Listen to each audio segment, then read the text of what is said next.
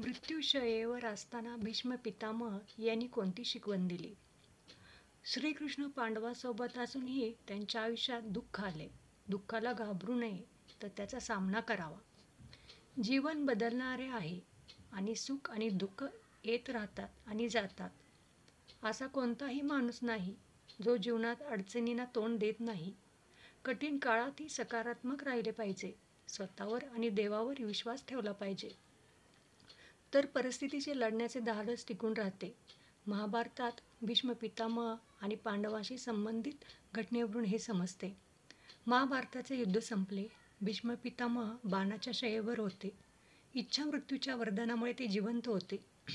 एके दिवशी जेव्हा श्रीकृष्ण पांडवासह भीष्माकडे गेले, तेव्हा सर्वांनी पाहिले की पितामहाच्या डोळ्यात अश्रू होते. हे पाहून पांडवांना आश्चर्य वाटले. युधिष्ठिराने श्रीकृष्णाला विचारले, हे माधवा, हे तेच भीष्म आहे जे ब्रह्मचारी आहेत, ज्यांचे जीवन तपश्चर्येने भरलेले आहे, ज्यांनी धर्माच्या रक्षणासाठी स्वतःला समर्पित केले आहे. मग ते शेवटच्या क्षणी का रडत आहेत? श्रीकृष्ण म्हणाले की पितामह स्वतःच या प्रश्नाचे उत्तर देतील. हे शब्द ऐकून भीष्म पितामह म्हणाले की माझे डोळे मृत्यूच्या भीतीने नव्हे, तर श्रीकृष्णाच्या लीला पाहून ओले झाले आहेत. ज्या पांडवांचे रक्षण स्वतः भगवान श्रीकृष्ण करत आहेत, त्यांनाही त्यांच्या आयुष्यात एकामागून एक संकटांचा सामना करावा लागला. या विचाराने मी अस्वस्थ झालो आहे. देव तुमच्यासोबत असण्याचा अर्थ असं नाही की जीवनात दुःख राहणार नाही, तर याचा अर्थ असा की जर देव तुमच्यासोबत असेल तर तुम्हाला दुःखांशी लढण्याची शक्ती मिळते. आपण धैर्याने समस्यांना तोंड देऊ शकतो.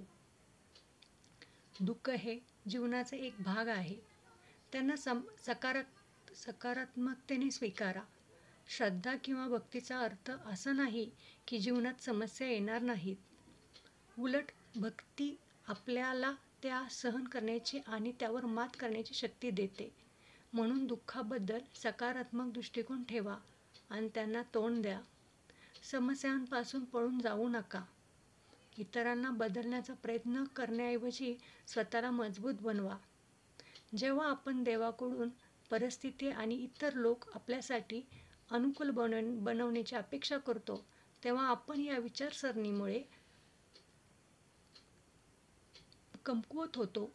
परंतु जेव्हा आपण स्वतःला मजबूत बनवतो, तेव्हा आपण प्रत्येक समस्येला धैर्याने तोंड देऊ शकतो. भक्ती करताना समस्यांना तोंड द्या. खरी भक्ती धैर्य देते. भीष्मांना माहीत होते की श्रीकृष्णाच्या पाठिंब्यानेही पांडवांना अडचणींना तोंड द्यावे लागते, परंतु त्यांनी त्यांच्या धैर्याने सामना केला, कारण त्यांच्याकडे भक्ती होती आणि श्रीकृष्णाचा पाठिंबा होता. भक्ती करताना आपण ही समस्यांना तोंड दिले पाहिजे.